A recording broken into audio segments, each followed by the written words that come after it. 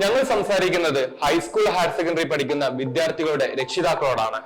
ഒരു പക്ഷേ നിങ്ങളുടെ മക്കളുടെ സ്വപ്നം എന്ന് പറയുന്നത് ഒരു IAS IPS ഉദ്യോഗസ്ഥനാകാനായിരിക്കാം.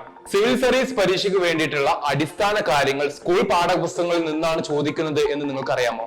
IAS IPS പോലുള്ള ഡ്രീമി ജോബുകൾ നിങ്ങളുടെ മക്കളുടെ ലക്ഷ്യമാണ് എന്നുണ്ടെങ്കിൽ തീർച്ചയായിട്ടും സ്കൂൾ കാലം മുതൽക്ക് തന്നെ നിങ്ങളുടെ പഠനങ്ങൾ ആരംഭിക്കാവുന്നതാണ്.